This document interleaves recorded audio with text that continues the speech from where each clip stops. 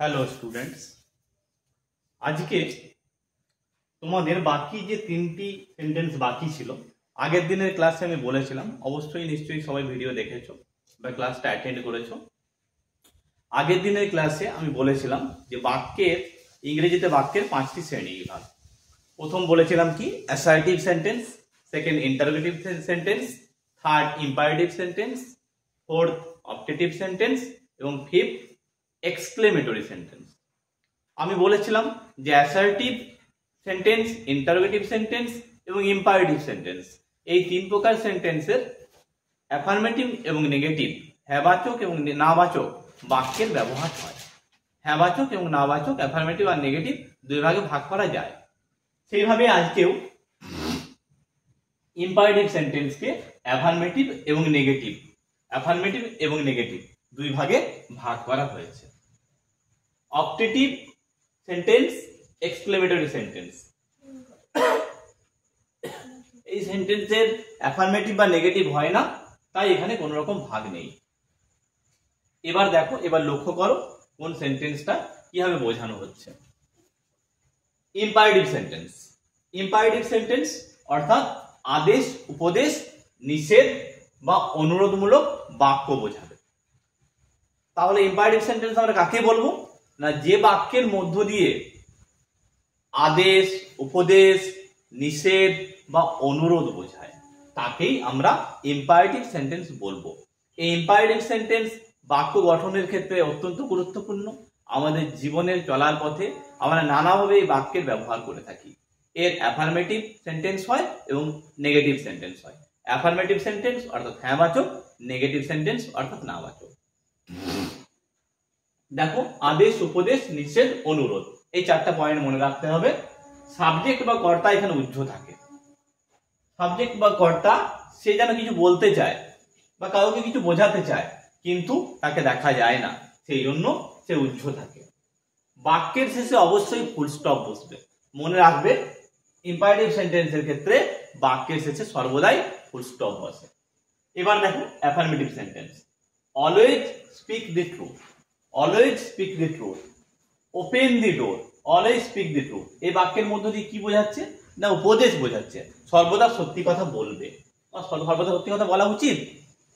Open দি ডোর, দরজাটি খোলো, এখানে কি হচ্ছে আদেশ। তাহলে এখানে যে পয়েন্টগুলো আছে আদেশ, উপদেশ, নিষেধ এবং অনুরোধ, সেই পয়েন্টের হিসেবে প্রথম উপদেশ, সেকেন্ড হচ্ছে আদেশ। Third, please help the poor, গরিবদেরকে দয়া করে সাহায্য করো। প্লিজ এই ওয়ার্ডটার মধ্য দিয়ে অবশ্যই সবাই বুঝতে পারছো অনুরোধ বোঝাচ্ছে। তাহলে আমরা তিন রকম বাক্য পেলাম, উপদেশ, আদেশ এবং অনুরোধ। এগুলো অ্যাফার্মেটিভের ক্ষেত্রে আমরা ব্যবহার করে থাকি। এবার negative, imperative negative sentence. Do not run in the sun, do not tell a lie. Do not run in the sun, এটাকে আমরা নিষেধ অর্থে ব্যবহার করতে পারি, আবার উপদেশ অর্থে ব্যবহার করতে পারি। রোদ্রে দৌড়াদৌড়ি করো না, ডু নট টেল এ লাই, কখনো মিথ্যা কথা বলো না। তাহলে এখানে আমরা উপদেশও দিতে পারি অথবা নিষেধ করতে পারি। এই দুই রকম সেন্টেন্স হয়ে থাকে নেগেটিভ সেন্টেন্সের ক্ষেত্রে। Negative sentence, imperative negative sentence. Clear? আশা করি সবাই বুঝতে পেরেছো। যদি কারো কোনো প্রশ্ন থাকে অবশ্যই কমেন্ট বক্সে কমেন্ট করে জানিও, আমি নিশ্চয়ই তার উত্তর দিতে পারবো। আর সবাইকে আবার বলছি, আশিস এক্সক্লুসিভ ইংলিশ এই চ্যানেলটি যারা এখনো সাবস্ক্রাইব করোনি তারা সাবস্ক্রাইব করো, আর পাশে থাকা যে বেল আইকনটি রয়েছে সেটাও তোমরা ক্লিক করে দাও, যাতে কিনা পরের ভিডিওগুলো তোমরা পেতে পারো এবং যাতে আরো ভালোভাবে তোমাদের বেসিক গ্রামার স্ট্রং হয়। আমি দায়িত্ব নিয়ে বলতে পারি, তোমরা যদি ক্লাস করে থাকো এবং করতে থাকো, একদিন তোমরা ইংলিশে খুব ভালোভাবে স্ট্রং হবে, খুব সুন্দরভাবে ইংলিশ বলতে পারবে, লিখতে পারবে, সবার কাছে এক্সপ্রেস করতে পারবে এবং তোমাদের মধ্যে একটা মোটিভেশন কাজ করবে। Next, objective sentence. Objective sentence অর্থাৎ ইচ্ছা বা প্রার্থনামূলক বাক্য। ইচ্ছা বা প্রার্থনামূলক বাক্য কোন ধরনের বাক্য না, আমরা যখন কোনো মন্দিরে যাই বা কারো কাছে কারো দীর্ঘ জীবনের জন্য আমরা প্রার্থনা জানাই বা কোনো কিছু বোঝাই বা ইচ্ছা প্রকাশ করি বা প্রার্থনা প্রকাশ করি, এই ধরনের বাক্যের ক্ষেত্রে এই অবজেক্টিভ সেন্টেন্স বসে থাকে। এই বাক্যের শুরুতে সর্বদাই মনে রাখতে হবে মে, MAY, মে ওয়ার্ডটি বসবে এবং বাক্যের শেষে ন্যাচারালি ফুল স্টপ বসবে। দেখো উদাহরণ, মে গড ব্লেস ইউ, এখানে প্রার্থনা বোঝাচ্ছে, আমরা ভগবানের কাছে প্রার্থনা করতে পারি। আবার মে ইউ লিভ লং, তুমি দীর্ঘজীবী হও, তাহলে আমরা এটা ইচ্ছা বা প্রার্থনা দুটোই বলতে পারি। তো ইচ্ছা বা প্রার্থনা বোঝাতে আমরা অপটেটিভ সেন্টেন্স ব্যবহার করি। অবশ্যই খেয়াল রাখতে হবে এই ধরনের বাক্যের ক্ষেত্রে শুরুতে মে ওয়ার্ডটি বসে, এটা চেনার ক্ষেত্রে এটা একটা point. Last, exclamatory sentence. Exclamatory, যার মাধ্যমে কোনো বিস্ময়, কোনো আনন্দ, রাগ, অভিমান, যা কিছু আমাদের প্রকাশ করতে চাই সেগুলো বোঝাতে এই বিস্ময় সূচক বা এক্সক্লেমেটরি সেন্টেন্স ব্যবহার করা হয়। এই বাক্য চেনার ক্ষেত্রে খুব সহজ একটি উপায় রয়েছে, যেমন ইন্টারোগেটিভ সেন্টেন্স বোঝার বা চেনার উপায় জিজ্ঞাসা চিহ্ন, আগের ক্লাসে আমি আলোচনা করেছি। সেরকম এই বাক্য চেনার জন্য অবশ্যই একটা সহজ উপায় রয়েছে, কি না বিস্ময় সূচক চিহ্ন।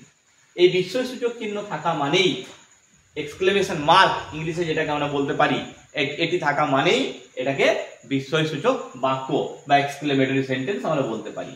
আমরা নানাভাবে আমাদের আবেগ প্রকাশ করি বা আমাদের এক্সপ্রেশন প্রকাশ করি। হুররে, এই ওয়ার্ডটার মাধ্যমে কি প্রকাশ করা হয় না কোনো আনন্দ প্রকাশ করা হয়। অ্যালাস, কোনো দুঃখ প্রকাশ করতে।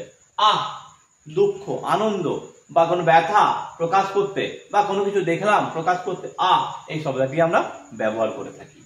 হাউ বা হোয়াট, এই দুটো শব্দের মাধ্যমে আমরা কি বোঝাতে পারি, কোনো একটা সুন্দর দৃশ্য দেখেছি। What a beautiful scene, what a beautiful picture, how beautiful the atmosphere is, এই ধরনের বাক্যের ক্ষেত্রে আমরা ব্যবহার করতে পারি। তখন লাস্টে বিস্ময়সূচক চিহ্ন বসবে। আর যদি আমরা এক্সপ্রেশন কোনো ওয়ার্ড ব্যবহার করি, হুররে, অ্যালাস বা তখন বিস্ময়সূচক চিহ্নটি প্রথমে বসবে। তাই এখানে বলা আছে বাক্যের শুরুতে অথবা শেষে বিস্ময়সূচক চিহ্ন বসে। যখন তোমরা ন্যারেশন চেঞ্জ শিখবে বা কোনো বাক্যের গঠন শিখবে, তখন কিন্তু এই প্রত্যেকটা সেন্টেন্স, যে কাইন্ডস অফ সেন্টেন্স বা টাইপস অফ সেন্টেন্স যেগুলো আমি বোঝালাম ব্যবহার অনুযায়ী, খুব গুরুত্বপূর্ণ, কিন্তু ভুললে চলবে না এই বাক্যগুলোর ব্যবহার। দেখো example, hurray we have won the match, এর মাধ্যমে আনন্দ বা তোমাদের জেতার যে একটা উচ্ছ্বাস প্রকাশ পাচ্ছে। How beautiful the garden is, বাগানটি কতই সুন্দর, আমাদের একটা হ্যাপিনেস প্রকাশ পাচ্ছে, একটা আনন্দ প্রকাশ পাচ্ছে।